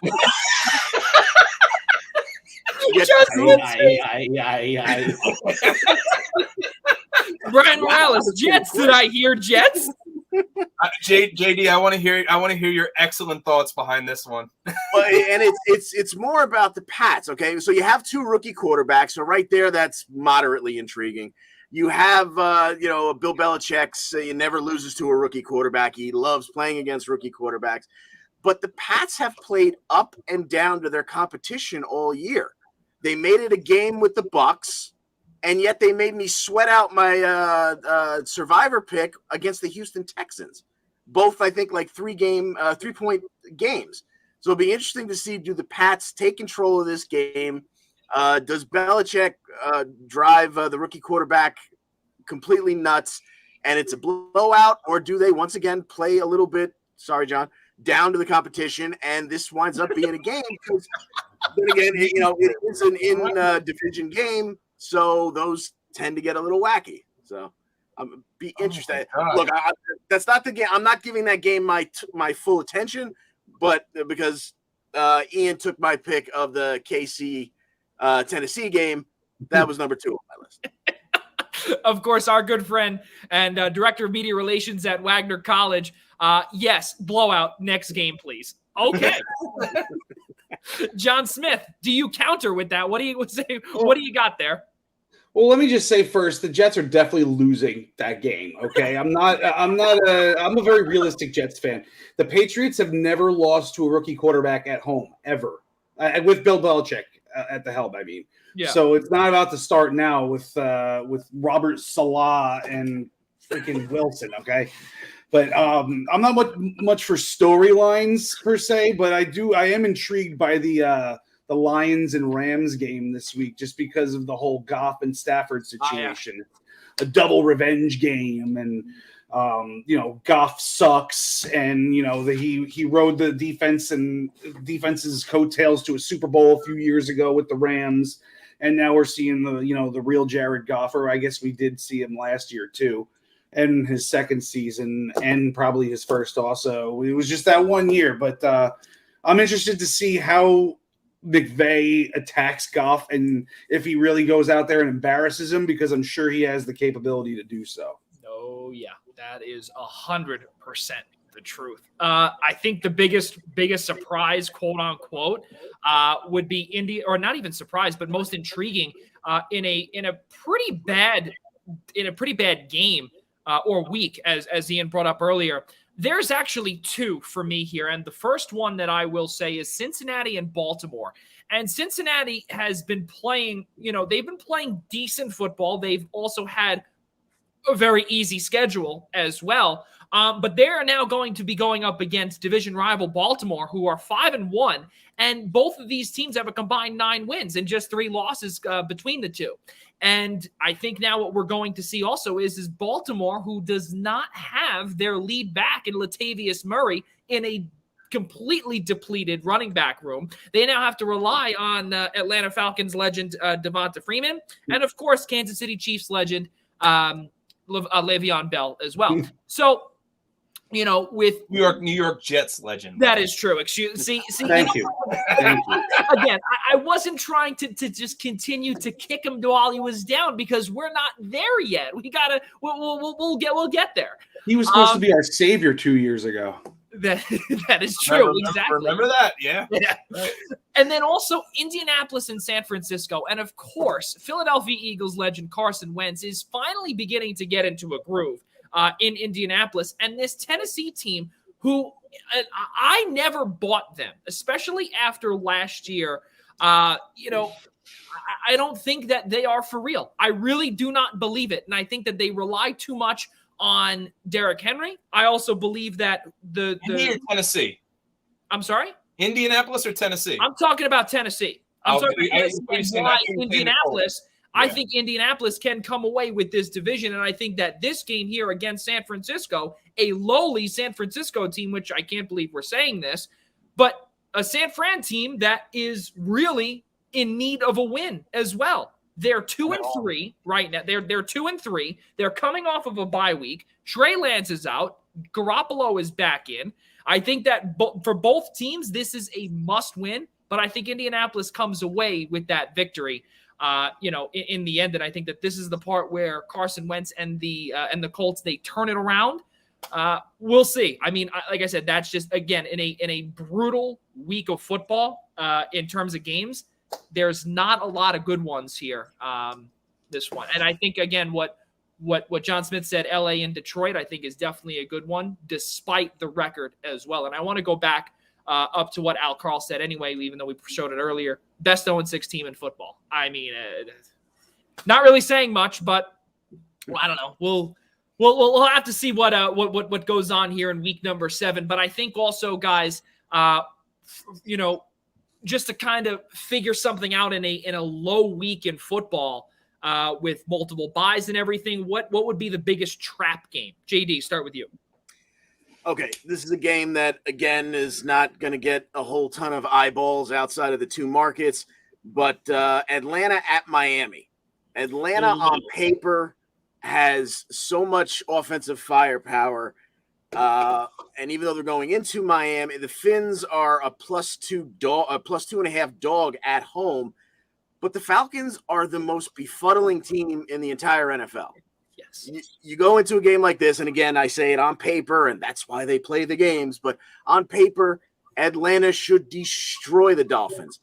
But would anyone be surprised if Atlanta somehow found a way to lose that game? Because I certainly wouldn't. No, I wouldn't. And with what we've gotten to see also with this Arthur Smith-led team, I don't know. It's a legitimate disaster down in Atlanta. And also you obviously got to see with Julio Jones get traded away. There's really, and on top of it too, that defense has not been good. Has not been good for the longest time. And really it all came to, fruition in that Super Bowl. I don't know, 28-3. Remember that? We got to see that defense really put on full blast when they lost that game. JD, continue. Sorry. That was pretty much all I had. Once again, Miami, not exactly an offensive powerhouse as I think John Smith said earlier. Tua looking a little Tebow-esque sometimes, but then again, he does have those moments. We've seen a couple of moments since he has started. Could this be a game where against that defense of all defenses, he suddenly has a game? Yeah. It certainly could happen. So that one to me looks like a trap. Ian Schraier, biggest trap for you? Biggest trap for me has got to be in Lambeau with Washington and Green Bay. Green Bay is only a 6-point favorite, and I think that's strictly because of the type of results the Packers have been, or the inconsistent results the Packers have been putting up week to week. You really don't know what you're getting from that team, as I said, on a weekly basis. I think the entire league is waiting for the game where Chase Young and the rest of that Washington defense finally shows up. I don't know if it's going to be on the road in Lambeau. It's a tough place to win.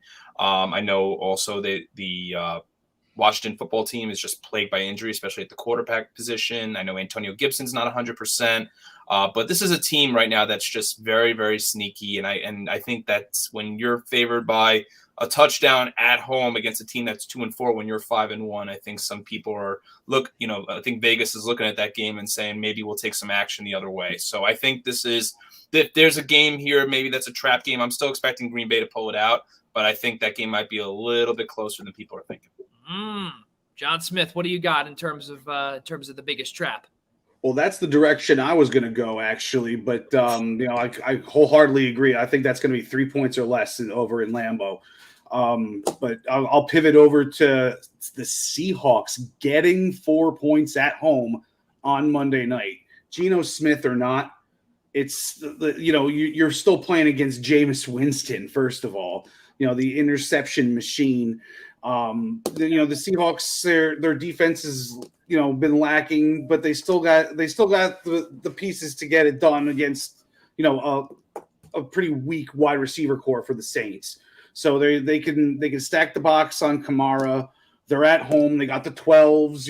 It's not really like what it used to be. They used to always win at home, but you know what? Russell Wilson isn't there lately, so I see why they're 4-point dogs. But at the same time, I don't, because the Saints, they don't look too good to me either. So I think Seahawks are going to win that game straight up, and they're 4-point favorites. So I would hit the money line hard.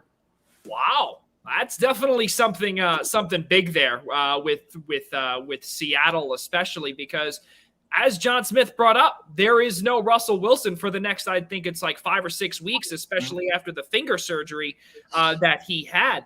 And I'll conclude this one here, fellas. I think the biggest trap here for me, and I think it's not, I don't even want to call it a trap, but I think the biggest actually, you know what? I will call it a trap. The biggest trap game for me is Baltimore and Cincinnati, because I think we're going to get to see also if Cincinnati can come away with this week's victory, and if they can beat Lamar Jackson and Baltimore, we might have a different view on what Joe Burrow and Cincinnati and Zach Taylor, what they're building.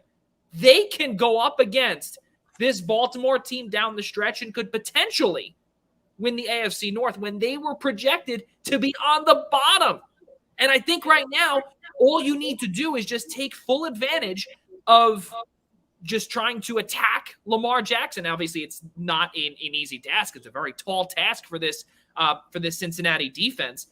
But if you can get Lamar Jackson off of his rocker for one game, it's very, very possible that Cincinnati could come away with the victory. And this is another one, too, that I could see being around a 5-point difference. 4-point difference. Who knows? Guys, let's keep on moving forward here. Let's take a peek at some of these comments. Prop bet possible for Monday. Halo's many middle fingers.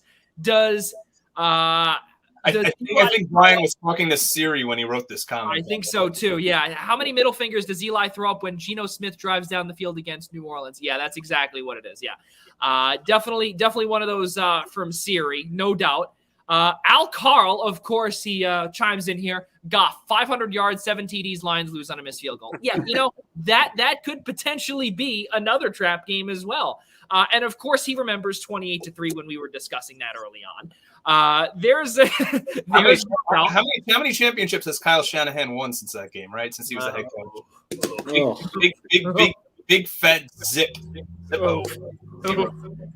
Well, we've got one more comment from Al Carl, but we are going to save that when we make our picks, which is going to be in just a few moments. But let's take a peek at the Survivor picks from last week. And of course, yes, we know that. So Casey Bryant, first off, our good friend Casey Bryant started a brand new job out in Seattle. He is calling for the WHL. I think it's the Everett. Forgot the team name, but it is a hockey team out there, minor league team. Really cool stuff. He's on his way to stardom, but he was unable to make his pick. So of course, the Primetime Rundown crew, they are not in the lead whatsoever. And of course, I am to thank for that too by choosing Miami and Jacksonville. God help me, guys. I chose that. And again, just looking at the remainder, of course, John DeConnie, I believe he's 6-0 as well. Same thing with John Smith too, choosing Kansas City and the Rams respectively, which, again, common sense really wins the game. And of course, this guy here just completely destroyed all of that. Guys, let's make our picks. Yeah, exactly. Starting next Tuesday, the EWP is starting a fundraiser for our friend Rob DeLuca to get him a back brace. Hashtag piggyback. Well, Al, I think I'm 5-1. I mean, listen, I'm not undefeated like DeLuca, but none of us hold a candle right now to Joey Jarzynka's record. Yeah. Well, I mean, listen, Primetime Rundown has me. You guys have Tyler Adele. So I mean, it kind of evens out too. What a disaster.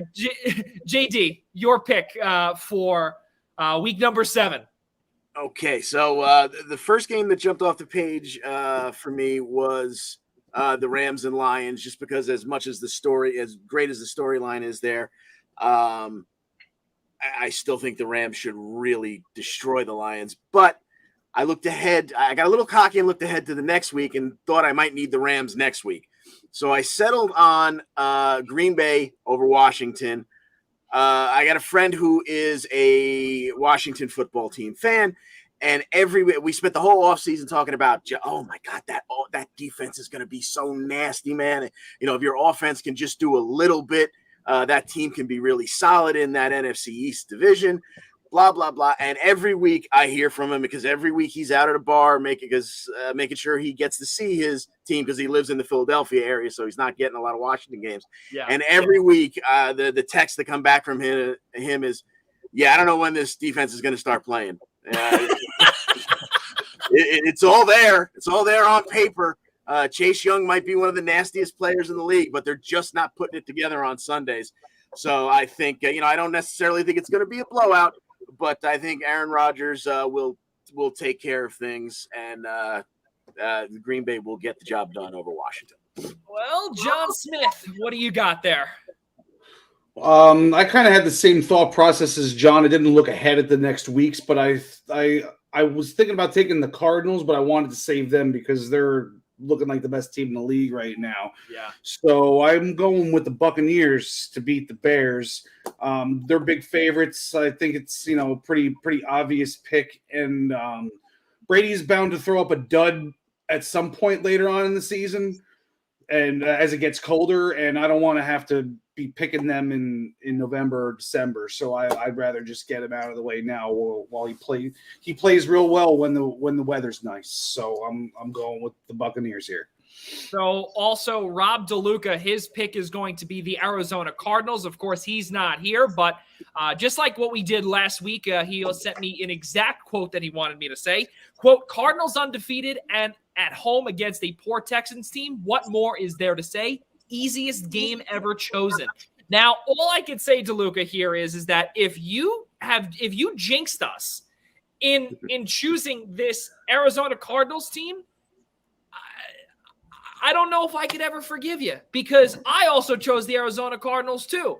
And it looks as if also that Al Carl chose the Arizona Cardinals too. So now we've got, you're right, exactly. So, and on top of it too, Ian Schraier chose, and we'll officially get his full pick so we can cut the clip later on after. But I think the Cardinals, again, now Zach Ertz coming in, another weapon for Kyler Murray. How much more really is there to say? We also look back to the Buffalo game as well. And I personally thought in that game, Houston might keep it close. Well, that's very funny. Josh Allen and company made me eat my words. And I think that with Kyler Murray, I think it might just be exactly that or even worse. I think Arizona, you could give them college football odds in terms of maybe, I don't know, give them 20 points and they would still cover the spread. Ian Schraier. Yeah, I'm with the crew here. It's for me, it's Arizona. I'm trying not to look ahead because at this point, everything with Survivor is week to week, and you could go down with even the team who's favored the most. And I think the Cardinals are 17.5-point favorites, and I'm just gonna kind of roll with the punches here and take Arizona and just try to move on and try to live for another week. Yeah, there's no doubt. And then, of course, Al Carl. Because Brady spent 20 years in the Northeast. He's terrible in the snow. I can't even respond to that. Ladies and gentlemen, it has been a fun time with John Smith and John DeConnie. Fellas, thank you so much for coming on here tonight. We truly appreciate it. And thank you also for making your picks live on the Primetime Rundown. And we cannot wait to have the two of you back on also with Rob DeLuca later on in the season, because we've got one extra week also, week 18. So it's going to be tons of fun later on. But fellas, thank you so much for coming on here tonight. Been a pleasure. Thanks a lot. Thanks a lot for having me, guys. Absolutely. Yep. We will see you guys soon and talk to you guys at another time. So let's keep on rolling here, fellas. It looks to Ian Schraier. Let's keep on rolling and take a peek at what we've got here. On the docket, we've got our kudos here. That's pretty much what we've got left. Yes, sir. And my kudos is are we rolling into the kudos? I know you said that's all we got left. So that is all we've got. That's all we've got. It's an early night. That's okay. But listen, my kudos, I was actually struggling with my kudos, but that all got resolved at about 5 o'clock today. My kudos go to head coach Rebecca Fakis and the Adelphi University women's tennis team, my employer at Adelphi University, and congratulations going up to Syracuse, defeating Lemoyne, the top-seeded team in the tournament, 4-0. And now going to play for potentially their first conference championship since 2017 when they three-peated. So best of luck, head coach Rebecca Fakis, assistant coach Karen Serena, and the rest of the Panthers. Good luck this weekend up in New Hampshire at Franklin Pierce. And kudos to you on pulling off the upset and now going to play in the conference final on Sunday. Well, my kudos is going to go to the Seattle Kraken and formerly known as Key Arena, Climate Pledge Arena, just next to the Space Needle for the Seattle Kraken, will be opening tomorrow night as Seattle will be at home. It's going to be really a fun night for a lot of the Seattle Kraken fans. They're going to be welcoming their brand new Kraken team to Seattle. It's going to be, I can't even imagine what the atmosphere is going to be like there. I do not expect it to be anything near Vegas standards, but I think it's still going to be great. And going up against their newest, closest rival in the Vancouver Canucks tomorrow, It's going to be tons of fun there at Climate Pledge Arena. That I can tell you for damn sure. Ladies and gentlemen, and I know Climate Pledge Arena. I'm still like getting over that it's not Key Arena when the old days of the Seattle Supersonics. Oh, I know, right? Well, forever, listen, it'll forever be known, in at least to me, as Key Arena. That is for sure. Right. No doubt in my mind, it'll always be known as Key Arena. And I don't know. We'll see. It's like I said, I can't wait to see the $1.2 billion renovations that they made there. And you would think also when you make a $1.2 billion investment, you would just build a brand new building. But Key Arena is very historical, and it's also a big landmark in the great state of Washington. So it's going to be phenomenal to see what goes on over there really in a basketball building, in a basketball centric building that now was just made to also be hockey. Let's be honest here. Also, back in the 70s, also there was a hockey team that did play there. So this is not new. It's not like the Barclays Center for the New York Islanders, but Key Arena has not hosted hockey in nearly 40 years.